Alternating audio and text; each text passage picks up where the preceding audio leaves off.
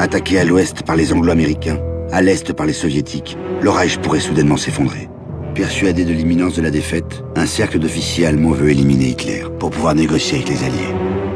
Le 20 juillet, alors que le Führer se réunit avec son état-major, une bombe explose. L'attentat provoque d'immenses dégâts.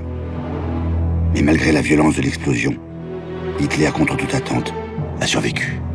Il a perdu un tympan, et un pansement lui bouche l'oreille. Mais il est en vie. Le même jour, Benito Mussolini, qui règne encore sur la moitié nord de l'Italie, lui rend visite. Encore commotionné du bras droit, Hitler lui confie « Duce, il y a quelques instants, une machine infernale a été lancée contre moi. » Quand Hitler lui montre les lieux de l'attentat, il lui avoue « La charge a explosé juste devant mes pieds. Il est évident que rien ne peut m'arriver. Je suis plus que jamais convaincu que la grande cause que je sers l'emportera, malgré tous les périls actuels. » Quand les Allemands apprennent que Hitler a survécu, ils pleurent de joie. Grâce à Dieu, le Führer est vivant, entend-on dans les rues de Berlin. Car en juillet 1944, bien des Allemands pensent encore que leur Führer représente le seul espoir de vaincre.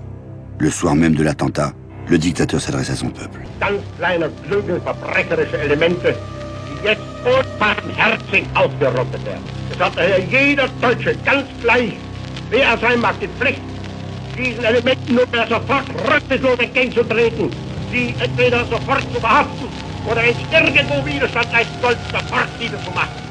L'attentat a renforcé la tendance naturelle de Hitler à la paranoïa. Les opposants, réels ou présumés, sont traqués sans pitié. 5000 personnes sont arrêtées. Les conjurés sont presque tous interpellés.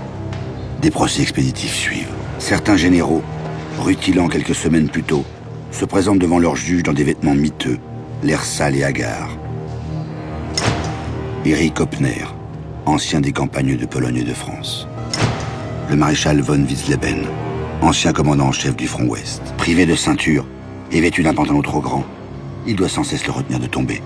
Nazi fanatique, le juge Freisler les couvre d'insultes.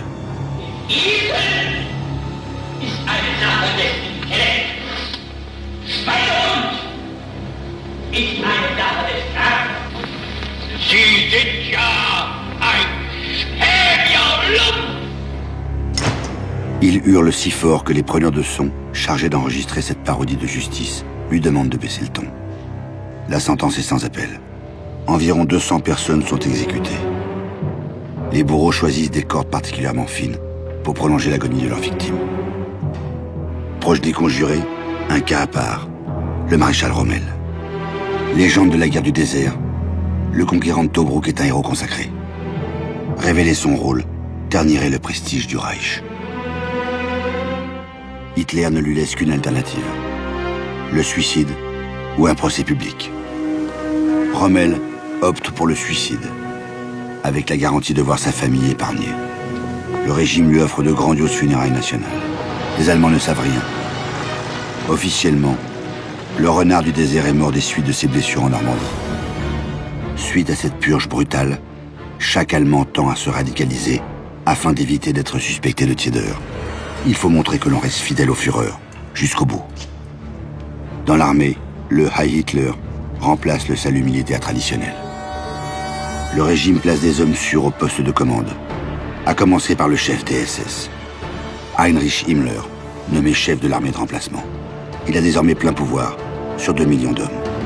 Goebbels, le ministre de la propagande, devient ministre plénipotentiaire du Reich pour la guerre totale. Satisfait de l'accroissement de ses pouvoirs, il confie à son journal: il a fallu une bombe sous son cul pour faire entendre raison à Hitler. L'attentat n'a pas brisé le régime. Au contraire, il l'a consolidé.